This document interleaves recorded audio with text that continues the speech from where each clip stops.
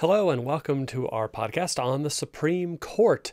This is our introductory look at the judicial branch at the federal level. Let's go ahead and see what we're talking about. So first off, where does the concept of the Supreme Court come from? It comes from Article 3 of the U.S. Constitution, where it says that the judicial power of the U.S. shall be vested in one Supreme Court. And so that sets up the Supreme Court as the top of the heap, the top of the pyramid, the top of the federalist structure in terms of the most powerful and all-encompassing court of the land. But there are additional courts that are underneath of that and that feed up through that federalist system. But in essence, the Supreme Court is the highest court in the land. It is the end of the road for judicial appeals. So when cases are moving through the system, this is the last stop. When the Supreme Court makes a decision on something, this is the end. There are no other places where people could appeal to. So interestingly, the Supreme Court does have what's called original jurisdiction, which means that a case can start in the Supreme Court. There are very few of those. They are disputes between states or cases with ambassadors involved. And so overall, most cases that the Supreme Court hears do not actually start in the Supreme Court. They start somewhere else at some lower level court, and then they move their way up. And so that is the second part of the Supreme Court that is called appellate jurisdiction. Basically, they are a court of appeals. They have the ability to review decisions of these lower courts. And so as part of the judicial branch, the Supreme Court is part of that principle of checks and balances, where the judicial branch and the Supreme Court in specific can limit the powers of other branches through the concept of separation of powers and the idea of judicial review, where they can review executive orders, acts of Congress, laws at the state level court cases, all kinds of things. And here you can see the Supreme Court's role and where it fits into that government structure. So it is in the upper right of our tic-tac-toe chart that we constantly refer back to. In terms of columns, it is over on the right as the judicial branch, so the court system, but it is also at the top of the federalist rows where it works at the federal level. So there are 9 judges on the court, and they are called justices in this case. The head justice is called the Chief Justice. And so if someone is the Chief Justice and that person resigns or passes away, then a new Chief Justice would be named. It isn't like if you spend the longest time on the court, you work your way up to title of Chief Justice. It is a role that is important in terms of helping direct the overall direction of the court, but that person does not have any more power in terms of their voting on cases than any of the other associate justices do. Now, how does one get on the Supreme Court then? That person would be nominated by the president and then approved by the U.S. Senate.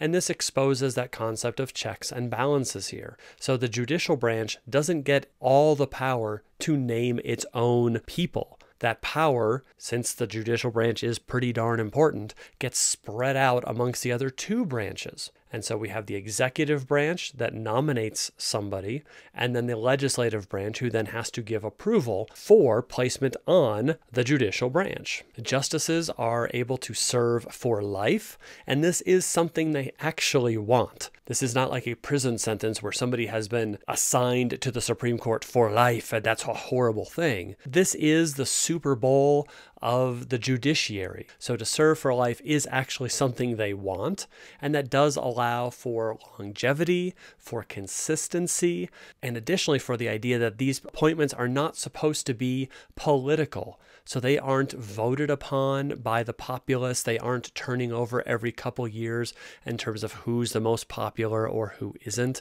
Once they are appointed, they are to be above politics and to do their job equitably and fairly and appropriately based on what the Constitution says.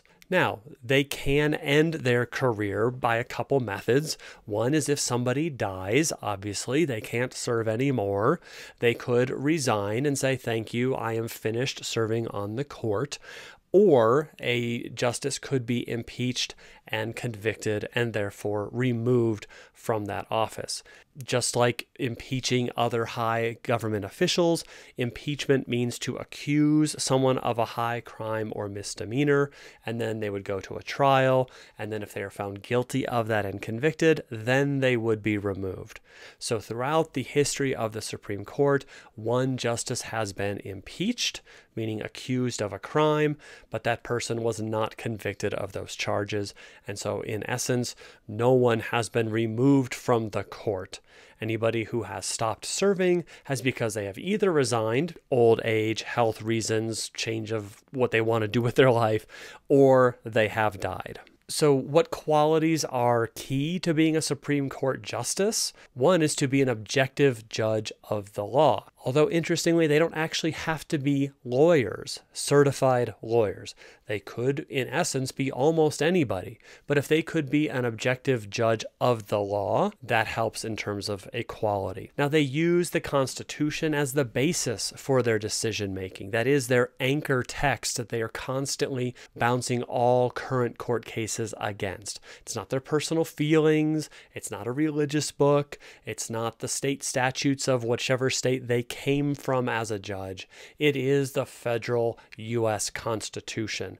That is what all decisions of the Supreme Court are bounced off of. And so while we say they are to be objective judges of the law, the people that are placed here have been nominated by partisan politicians, so presidents.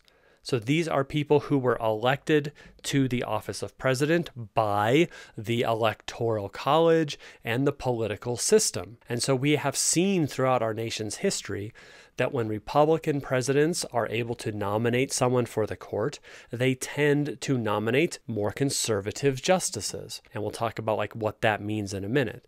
And at the same time, we see Democratic presidents tend to nominate more liberal justices. And so what does that mean in terms of how they interpret the Constitution? Someone who is a more conservative justice might interpret the Constitution in terms of what they think the Constitution was originally intended to be seen as. So trying to go back to the original writing of the Constitution back in the late 1700s and saying, well, what did the Founding Fathers mean for this line based on 1700s understanding? Therefore, that should be applied here in the current day. That is more traditional, that is slower to change. This idea of being an originalist, interpreting the Constitution as they think the Founding Fathers would have wanted it to be interpreted. Now, to be a more liberal justice on the Supreme Court might be to interpret the Constitution as a living or a changing document. Look at that Constitution and say, yes, this was written in the late 1780s. That is true, but here we are in the current day. How can these really, really old words be applied to the current day, and seeing the document as not one that is written in time and unchanging, but one that needs to be flexible and continuing evolving to handle all of the things in the modern era that the Founding Fathers could not have predicted back in the day. So when we use these terms of a conservative justice or a liberal justice, there are strong overlaps to the political spectrum that we've been talking about this entire unit. But we also are able to see in terms of how they interpret the Constitution and apply that law to the cases that are brought before them. At the time of this podcast making, this is the makeup of the Supreme Court. You can see that there are 9 justices on it. There are currently 3 women, 6 men.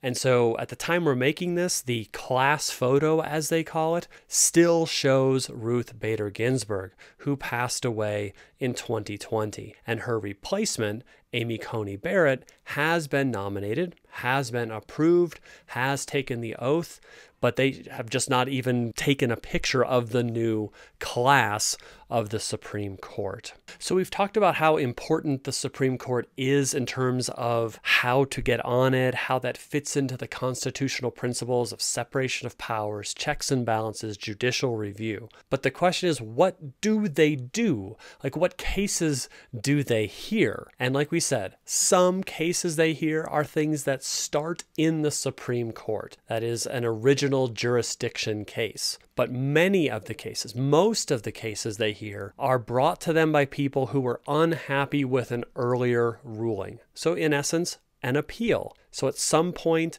a court case was determined at a lower level, maybe a local level, maybe a state level, and somebody was not happy with the outcome, and so they appealed up the ladder, so to speak. Now, there are thousands of cases that want to be heard, but these 9 justices cannot hear thousands of cases per year. So they may only hear about 100 or 150 cases during their session, which runs somewhat parallel to the academic school year, basically about September to June. And so in those 9 months, they hear about 100 to 150 cases. And it's called being granted certiorari or granted cert. Basically, the Supreme Court has to say, yeah, we think this is an important case for us to hear, for us to pass judgment on.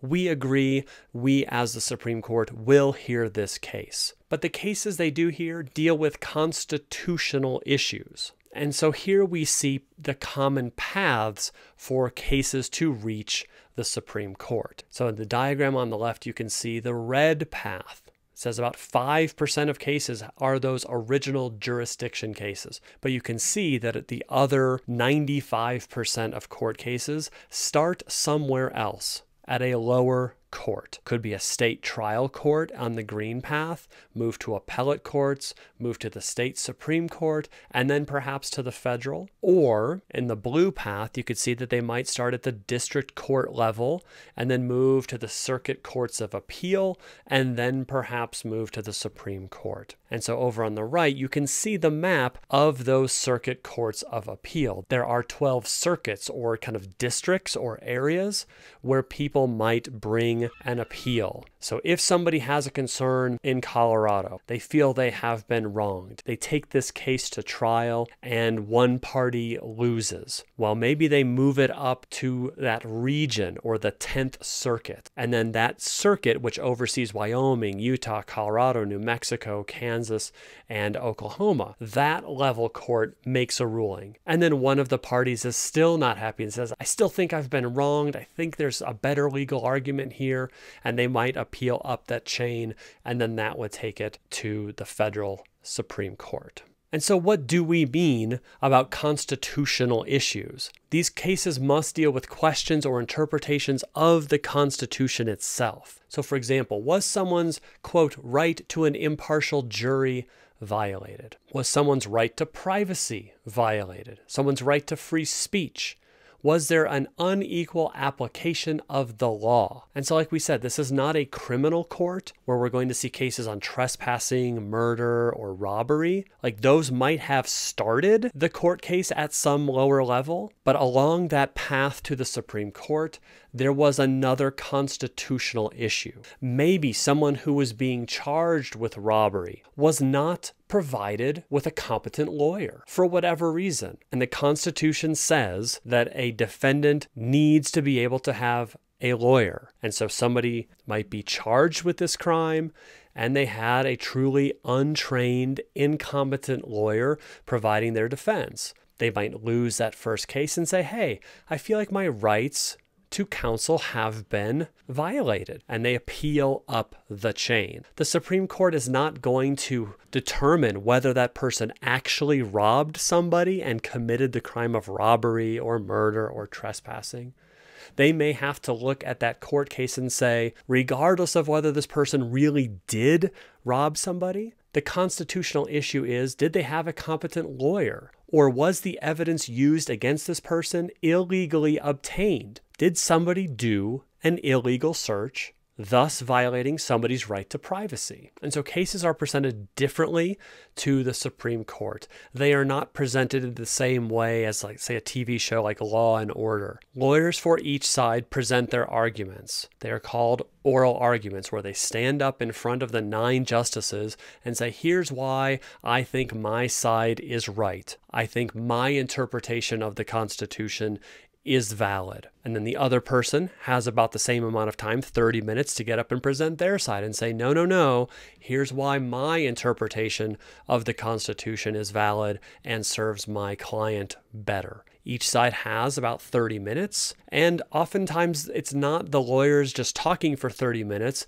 and just talking through why they think they're right. This is when the justices interrupt them, try to poke holes in their argument, try to understand their arguments better, try to challenge the lawyers to fully and thoroughly explain why they think their interpretation is right and why the other person's is not right. So it's a very interactive process where it's not just 30 minutes of presentation. It is back and forth between the arguing lawyer and the justices, trying to get at the core constitutional issue for each case. And most notably, this is not a jury trial. There are not 12 random citizens sitting on the side, listening to all of the arguing, and then rendering a verdict. The presenting lawyers present their oral arguments, and the 9 justices, they make the decision. And in essence, whoever has more votes on their side, quote unquote, wins that case. It doesn't have to be unanimous, as in a jury trial. Whoever has a majority of the votes, so 5 out of the 9, that side wins the case. So once the presenting lawyers have crafted their oral argument and they have been questioned by the justices, then the justices retire and figure out their own personal position on this case in light of the evidence that has been presented by both sides. And then the 9 justices vote on who they think had the better legal argument, who has presented the better constitutional interpretation of this case brought before them. And like we said, the majority rules. So whoever gets 5 votes, they win. Now, there are many unanimous decisions, even though we have perhaps 9 differently thinking justices sitting on the court at any one time.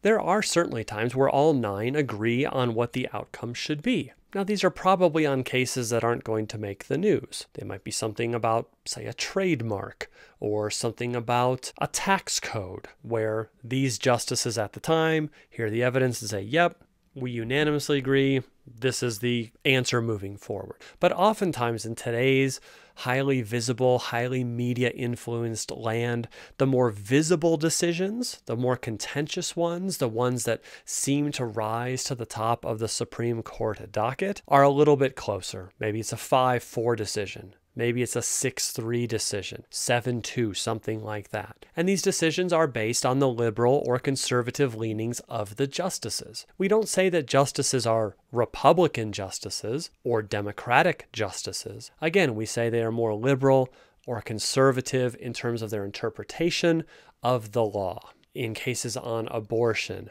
or on same-sex marriage or on Obamacare, those decisions are a little bit closer because the justices on either side of the issue see the nuance. They interpret that same case differently based on how they personally read the Constitution. And so those decisions are oftentimes very close. And those are the decisions that we as regular citizens are going to be more aware of. We're probably not going to hear a decision about a tax code, but we're probably going to hear something about the future of healthcare in America or Obamacare, because it is going to be a big deal for so many ordinary citizens. And what the Supreme Court says, that's the end of the road. There is no higher level to appeal to. So it's usually pretty impactful. So once they have heard the oral arguments, once they have deliberated and figured out their position, once they have made a decision as a court and said, okay, here is our answer. It is a 7-2 decision in favor of side A or side B,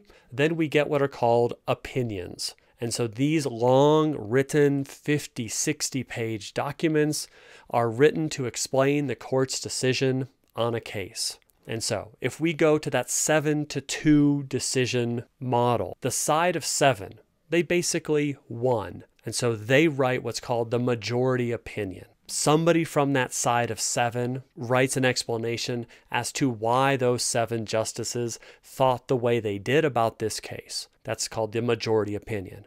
And that becomes the law of the land. That is public policy. That is what becomes seen as constitutional or unconstitutional to do in all 50 states. Now, the winning side, those 7 justices that we're fictitiously talking about, could also write what's called a concurring opinion, meaning that within those 7, maybe 1 or 2 other justices say, yeah, I think side A should have won, but I think they should have won for a different legal reasoning. And so the concurring opinion is also part of that winning side of the 7-2 split. It is in line with the majority opinion because it agrees with which side won, but it might be different based on why they think they should have won. Now, in our fictional 7-2 decision, the side of 2 is in essence the losing side, but those justices can also write an opinion. They can also write and share with the court system